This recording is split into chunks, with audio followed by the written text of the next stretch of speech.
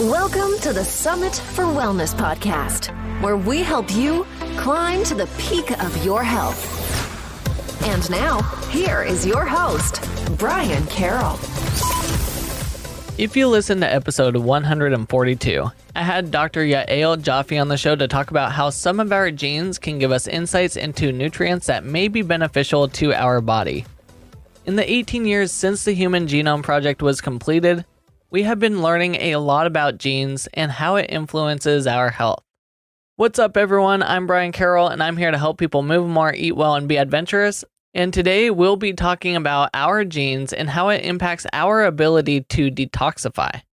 Dr. Elena Krasnov is on the show, and we'll be focused on what struggles we can have with detoxing and which genes are important for the detox systems in the body. So let's jump into my conversation with Dr. Elena. Dr. Elena Krasnov is a naturopathic doctor with extensive training in medical genetics and chelation therapy. She continually integrates new research into her practice and encourages patients to participate in their own healing process to help enhance their quality of life. Thank you for coming on to the show, Dr. Elena. Thank you for asking me to be here. Of course. And I'm really excited to chat with you because we're going to be talking a lot about genetics and SNiPs and detox. But before we dive into that, let's learn a little bit more about you and what is your background? So my background is in microbiology. I studied that, and then I studied genetics at the University of Toronto. I have always been interested in genetics.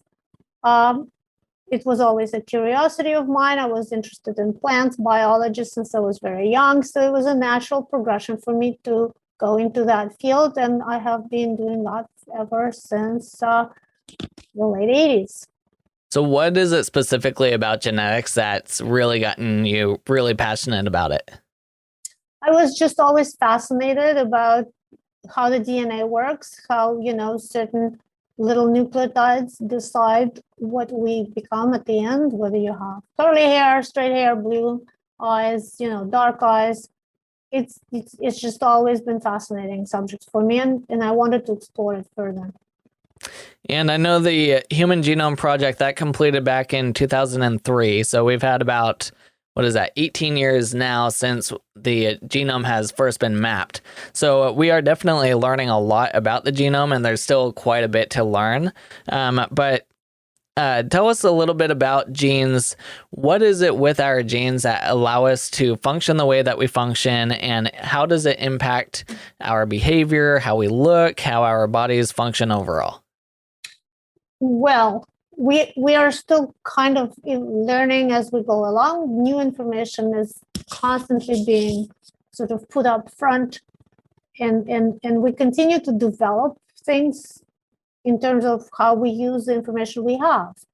So genetic diseases and gene mapping and, CRISPR technology that has currently just come on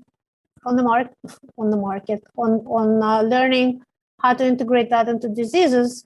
I just happened to hear recently on MSNBC, they were talking about how you could slice out part of your genetics and make you resistant to viral infections.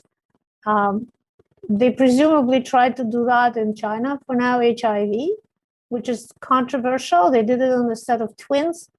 So I'm not sure how far that can go, but learning how to sort of excise parts of the genes that cause late on stage disease is I think something for the future that is going to become more and more available as we go along.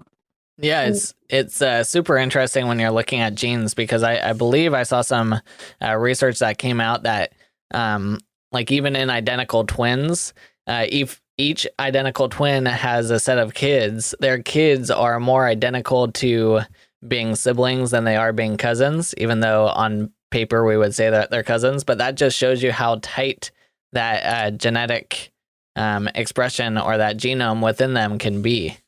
And also in terms of disease and genetics, they have studied identical twins where only one twin would get the disease and the other one would not. So there is a lot to be said for environmental factors that will affect whether you get sick or not in certain things. Yeah, that's really interesting. And one of the things you like to focus on is the detox pathways within our system. Speaking of environmental factors. So, a lot of people ask, aren't our bodies designed to naturally remove toxins? And why does it seem like if they are designed to remove toxins, for whatever reason, some people get bound up and they're not able to excrete toxins as easily as the next person? So yeah, we are obviously designed to excrete toxins or we wouldn't exist as species. But because of different variations in genetics, some people can excrete toxins much more efficiently. Others also would accumulate toxins more because of the lack of, capability of excreting it, and therefore will become more toxic. Like two people in the same environment, one will get sick, the other one will not, and that depends on their ability to detoxify. And longevity comes into it because some people, no matter what they do, they will live a long, happy, healthy life, and others could be doing a lot of different things and would still end up sick and die early. And that's where genetics and genetic detoxification comes in, as well as effects of environment, diet, lifestyle, and stress, and their effect on gene expression. Is epigenetics part of the reason why some people might have a hard time detoxing and other people don't have any issues whatsoever? I think in a way, yes, it is. There is such things as, there is a disease called Gilbert's syndrome, where the patients tend to be sometimes they're more prone to being jaundiced. They do have higher bilirubin, and they also have a higher degree of burden. So their detoxification pathway is faltered. So they are more sensitive to chemicals. They are more sensitive to toxicity, and they have to take extra care to keep on stimulating their liver and the gallbladder to cleanse so they can stay on top. And I think that's a good example of genetic variation and predisposition to disease. Yeah, and it's kind of interesting because it seems like a lot of species on the planet are kind of the canary in the coal mines for environmental toxins and other toxins that are around us. And it seems like the human body, for whatever reason, is very resilient to be able to handle a lot of toxic load before we completely just break down. So why is it that the human body seems to be able to handle a much higher load of toxins before we break down, while other species can't handle that much before they break down? Well, part of it is because we're just larger in size and therefore can handle a higher toxic load. And that's why you look at canary, because it's a smaller bird, it will be affected more by toxins and it will get affected, a lot faster than the humans sitting in the same mine, because we are able to tolerate higher levels before it shuts down our system. And large ocean mammals like dolphins, whales can withstand quite a lot of toxicity in their bodies before they actually die. Whereas smaller fish, you're going to see much more problems, much more genetic variability. Sometimes it affects their reproduction, and you can see that quicker because they are smaller, and therefore it requires less toxins to throw them off. I think it's also it's basically per body weight. So the smaller you are, that's why children are affected more than adults, because they're smaller and therefore it takes less of a toxin to make them unwell, to make them sick. There was also, sorry to interrupt, there was also a study in Mexico where they looked at pregnant women who were exposed to arsenic, low levels of arsenic, and they detected changes in DNA in the offspring. So it can even be translated that way. Yeah, one of my questions was going to be, is it also the speed of reproduction? So like it takes humans a long time to reproduce, whereas smaller animals typically reproduce much faster. So are we seeing more issues within those species because they're reproducing and going through many more generations than we are? But in theory, by the time we would get to the same amount of generations as what the smaller animals have gone through, we would probably see the same type of changes in the body and in the genes? I don't know that. I haven't actually ever thought of that. It's possible, but I really don't know. I don't know if it is because the reproduction cycle is shorter. It's possible if you think about it, because the toxic sort of parent keeps reproducing and passing on the toxicity in more. It's possible, just theoretically. I don't know that for a fact, though. I haven't looked into it. So when we're looking at genes, what are SNPs exactly? You mentioned SNPs earlier. So SNPs are single nucleotide changes that happen within the DNA, and it's really as much as one nucleotide. You can switch from a C to a G, from a T to an A, and it creates variability. Not that the gene cannot function, it just functions slightly different. And so it would code for a protein in a slightly different way. It would still work. It's just going to not work the same. So it creates minor variabilities. It's not, it's not going to cause major disease, but it's just going to change slight differences. A good example for that would be the main cytochrome P450 gene that will produce an enzyme that's going to be not as effective in removing sort of, heterocyclic amines or polycystic aromatics, things you get from smoked meat, from grilling, all those dark charts on the barbecue. So people who will sort of have a change in that gene will be more affected by eating too much grilled meat than say somebody else, right? So, you and I might eat the same thing, yet I would get sick and you wouldn't. And those are an example of single nucleotide polymorphism is just a slight little change that doesn't change the whole gene, but it just changes that little bit. How many SNPs are available in the genes? Oh, I would think there are millions of SNPs, but we don't know about all of them. We just know the ones that we have looked at, and there are always new ones coming up. And then they're also constantly deciding, this one is not a good representation. There's a different SNP. So within the same genome, there could be, like lots of different SNPs that code for something very similar. For example, there is 5 or 6 different SNPs that code for glutathione peroxidase, which is the main detox gene called GPX1, that encodes for the glutathione, which protects us from oxidative damage. So there is like 5 or 6 known SNPs.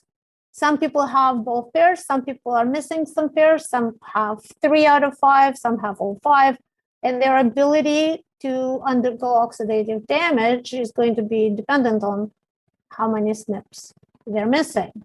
And so then they would have to take more care and more precaution, maybe take more supplements to make sure that they are oxidatively protecting their tissues.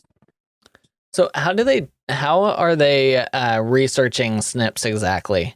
Like, I'm trying to figure out how to ask the question. How do they know that this SNP does X is basically what I'm trying to get to. That's a good question. How do they know which ones do? I think they look at diseases and they try to look at the mapping, and then the SNPs that they already know, they follow that through versus the disease. I'm just sort of thinking out loud here as to how I would approach it if I was doing research. You look at what's known and then you try and tie it to something new. And then I don't really have a good answer for that. Do you know if they have any way to isolate out a specific SNP and then be able to run tests on that SNP to see if it, how glutathione impacts that SNP or anything like that? Or is it more based off of, we have this set of data with all these different SNPs available and people have sent in health questionnaires and whatnot, and this is what they're presenting with. So then are they looking at correlations? I think it's the correlation of SNPs to disease, not the other way around, because really, if you think about it, SNP is just a single nucleotide change. You wouldn't be able to pick it out of this huge amount of data. Plus, not all SNPs, not all segments of DNA code for anything useful, right? There is a lot of DNA that is there that doesn't code for any genes, or that we don't know that it codes for. Some also are not expressed. So you have to look at it as, is there environmental factors that are going to turn on certain genes, or are they going to stay turned off and therefore not express themselves? Like, you could have all sorts of genes, but if you're not expressing it, it's not going to affect you. So I don't know if I'm answering your question, but I think the example of glutathione, it's first you would look at whether your glutathione is functioning, and then you would look at the genetic markers and see, are they there or they're missing? It's not the other way around. You would look, it's from disease to the DNA, not from DNA to disease, I don't think. Interesting. Yeah, I feel like with millions of different SNPs available, it's going to take a little time to research all that and figure it out. And since it's only been about 18 years, we still have a long ways to go. Plus, not everything is useful. I think if 23andMe, sometimes they put in new genes and then they drop others out of their sequence. So sometimes the research comes in and they decide this is really not a good marker. So then they drop that off their panel. And sometimes they use a different one because there's more than one single, like it's not something written in stone. I'm sure that there are similar SNPs on different chromosomes that can take over if something is missing. And we don't know everything there is to know yet. Yep. That's why we have research. Just as an example, when I looked at my own DNA, half of the things that were in the report don't apply to me. So even though it said that I would have this and that and that and that, I don't have any of those things. So they're not expressed, or for whatever reason, maybe because my lifestyle is so good or because I do all these things. Well, none of those issues that are listed in there actually apply to me. So I was like, very interesting, but good to know, but it makes no difference. Yeah, which that brings up a very interesting question because people, there's more and more genetic tests that people can run, and it just spits out like all this information that, like you just mentioned, might not apply directly to you.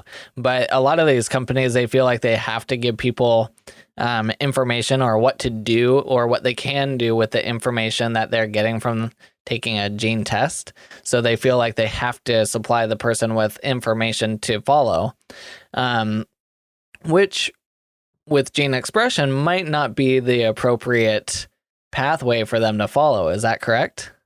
Absolutely. I think the problem with people having too much information is, and the example of, it's a really controversial example, is of Angelina Jolie finding out that she had the genes for breast cancer and going through radical treatments. And a lot of people looking at her are also doing that. And it's not a given that that's the best way to go forward.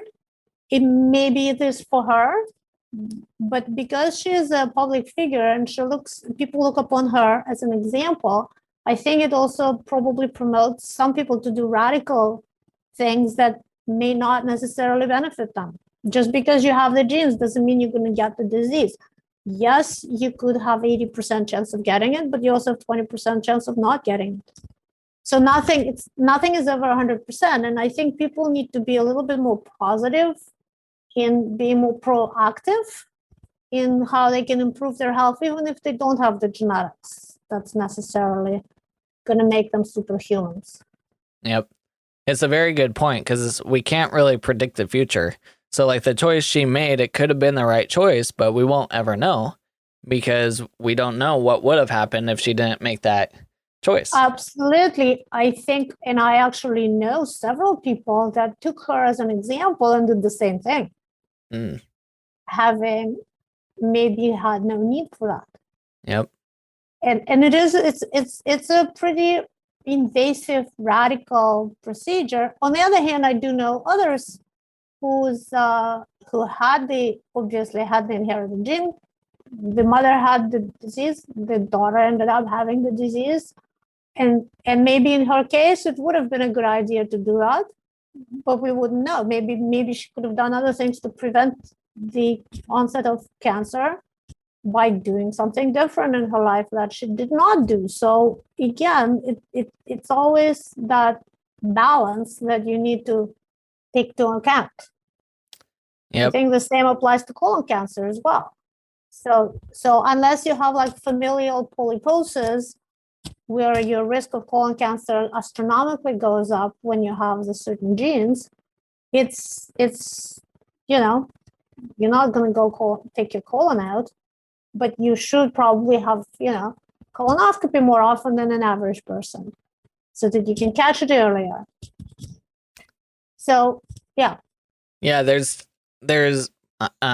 must have been a lot of issues with this type of stuff, because like if you do the 23andMe, and if you want to see if you have the gene for Alzheimer's, you have to hit like 15 different buttons to say, yes, I actually do want to see that gene and see if I have it or not, before they finally give you that information. And I'm going to assume it's because people, they might find out that they're more prone to get Alzheimer's, and that could really impact them mentally on what their future might look like. And they might not want to put that type of situation on loved ones. But you see that with other people too, who are looking to potentially have kids, but then they get their gene mapping back, and then they find out stuff that they might not want to pass on to kids. So maybe they forego not having kids just because of that information. True, but something like Alzheimer's there's no direct link between a specific genetic mutation and Alzheimer's, because there's a lot of factors. There is the predisposition, so to say, but then there's also lifestyle. There is diet. There is, like now they say, exercise is a better medicine for Alzheimer's than a lot of medication, especially like dancing but on the other hand, I do know of someone who was tested. So the father of the person was tested to be positive for some form of genetic disease that promotes colon cancer. I don't know exactly which it is. So two of his children got tested. One was fine. One ended up having the genetic defect. So now she does already have a child, so she hasn't checked the child yet because it's a baby. But now she's thinking she wants to have IVF for future children so she can screen out for that disease. And I actually can't blame her for that, because that makes sense. So that kind of thing probably is not a bad idea, because then you're taking a risk of exposing your children to potential really devastating disease. There was actually a program I saw on TV about genetic stomach cancer in very young age. So there was a group of family where a mother and two daughters died from stomach cancer at the age of like 29, 35, something like that. And one of them still chose to have her children no matter what. And the other one actually decided not to pass it on. They were both carriers. So it's a devastating and it's very difficult choice that people do. But if we already have the information, I think we owe it to our children to do something proactive about it, and not willingly, knowingly pass things that will kill them. Yep. That might be a little too controversial for some people. But I happen to think that if I knew I had a disease like that, I would probably choose myself not to pass it on. Yep. It's kind of like, is it Huntington's, that pretty much if you have the gene, then it's almost 100% that you're going to develop it? Yeah, but the issue with Huntington's is because it doesn't show itself till later in life, it's a little too late to test for it. So by that time, people have already had children. So now we know about it and you can do it earlier. But before, I think the reason that it kept propagating is because people lived long enough to reproduce without knowing. Yep. So I think eventually it'll probably become extinct because it's not going to be now we know a lot about it, and now we know what to do about it. Mm. Well, let's see. If you could pick 4 important SNPs that you would be looking at in a patient for proper detoxification. I know you mentioned a couple already. Are there any other ones that you would want to talk about? Well, first of all, the CYP1A, that is the one that codes for cytochrome P450. The cytochrome P450 is an extremely important detox mechanism that we all have. That would probably be my number one gene to look at. I would look at glutathione peroxidase, because glutathione is an essential antioxidant and prevents oxidative damage. I would look at diamine oxidase and histamine transferase. Those are the 2 genes that cause people with allergies a lot of grief. So that they're responsible for histamine breakdown in the body. And so when that mechanism is not working out, you're going to have a lot more allergies. And so if you do have that sort of weakness, there are certain things you should avoid, like drinking alcohol, for example, because that would make it feel worse. So one of the things too, I'm part of a sort of it's some kind of a Facebook group with people with high histamine reactions. I'm in there just because I'm curious to know what people are putting in. And a lot of people are very, very sensitive, and they have issues with this food and that food, and everybody is confused as to what they should be doing or they should be taking. It's more like a support group, but there's some common things that you do not do when you have a high histamine reaction. And if you're genetically predisposed, you should not be eating, shellfish, smoked fish, things that are going to impact you. Sorry. It's easier to prevent than they realize if they actually did their genetic testing. The other one I would look at is the COMT gene. That one is responsible for breaking down neurotransmitters like serotonin, dopamine, and norepinephrine. And so they will be effective for our mood, but it is also important for detoxifying estradiol. So COMT gene is affected by folic acid or metafolate, and it can cause buildup of unhealthy estrogen and promote breast cancer and uterine cancer and ovarian cancer. And so that is an important gene that you want to make sure, if you do have a problem with that gene, you want to take all the precaution and do take preventive measures to protect yourself from being susceptible to, breast cancer, breast cysts, ovarian cysts, etc., and stuff like that. Perfect. And I know testing is a little bit different for you up in Canada than it is down in the States, but what are some good ways to test for these different SNPs? I know you mentioned getting the raw data from 23andMe as one option, but there's also other options out there. Well, in the US, there is a lot of companies that are offering DNA testing. There are some companies that sell vitamins that offer also DNA testing. I know Pure Encapsulations and Design for Health both have DNA tests that they use. Definitely Pure Encapsulation they have a whole genomic section where you can get certain vitamins based on what your SNPs are. And so they're doing quite a bit of research that you can utilize their supplements based on your results. I know that the labs that do other testing, like urine, heavy metals, they also do DNA testing. I'm just trying to think of one. There is, I think it's called, I can't think right now of what it's called. I do use them for one of the stool tests called GI map, where they map genetics of the bacteria that's in your gut. They also do a general genetic test, but I would just work with your local health advisor provider, and I'm sure they can recommend something that they use. You don't want to just go and get one off Amazon and then find out that you've spent $300, $400, $500 for something that's not useful. Right. But 23andMe in Canada, it's the most inexpensive test. It's like fairly, I should say, cheap.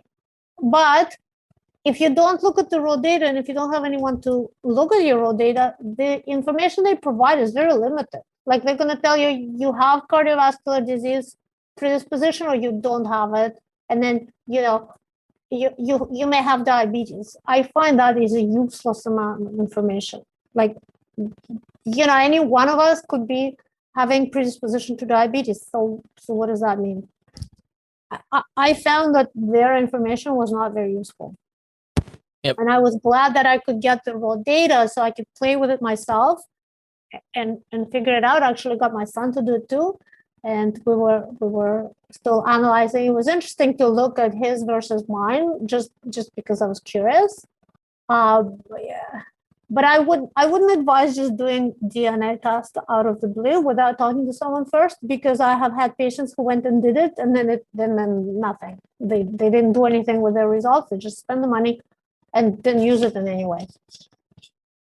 Yep. And for the 23andMe, they kind of hide the raw data. So if people just do a search for 23andMe raw data, then they should find the link that takes you right to the page to download it. You can ask them for it is there. You can just download it, but it's not clearly visible. Nope. Yeah. So it's buried pretty far in on the site. So it is there. You just gotta find it. If I didn't know to ask for it, I wouldn't know it was available. Exactly. Like, you have to be looking for it. Yeah, that's right. Yeah. Well, is there any final things that you want to make sure that we cover when it comes to SNPs, genes, and detoxification? I just want to point out that, genetics isn't everything. Your environment has a lot to do with it. Your ability to handle stress has a lot to do with it. Whether you sleep or you don't sleep will influence how you express your genes. So lifestyle and environment will cause your genes to be either expressed or suppressed. And so you can always manipulate it to your advantage. So I don't think it's a death sentence if your genes say that you're going to have some disease, because there's always something there's a lot of things you can do. You just need to know what to do and be proactive about it. Perfect.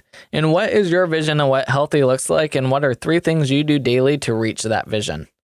I think the definition of healthy is when you can sort of experience life to the most and do whatever you want and not be sort of impacted by inability or pain or some kind of a disability that precludes you from just enjoying your life to the fullest.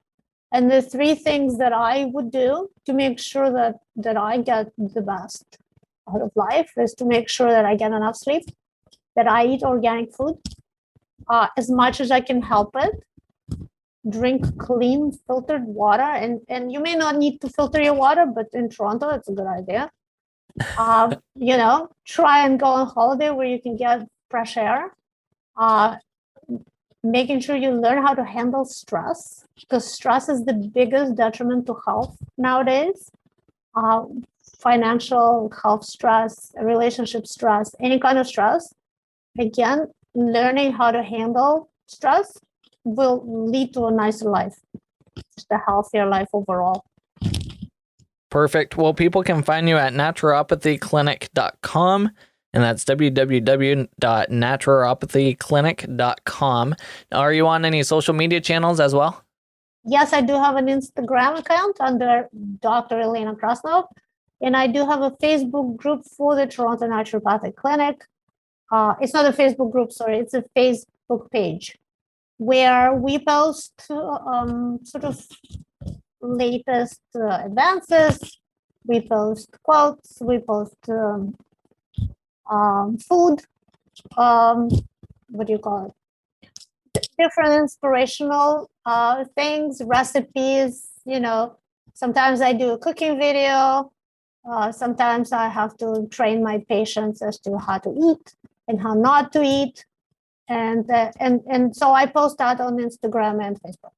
Perfect. Well, thank you so much for coming onto the show, talking about genes, detoxification, and a couple of the important SNPs that we should be looking for. I definitely appreciate it. Genes are absolutely fascinating, and we have a long way to go to really understand them, but it's fun to see just a progression we've made in the last 18 years with it. So thank you so much. Thank you for having me. I've said it before, the work being done around genetics is absolutely amazing, and I'm excited to see what can be possible in the future. We still have a long way to go to fully understand how all of this works, but we've made great progress in 18 years. Next week, I have Danny Nahara on the show. Let's go learn who he is.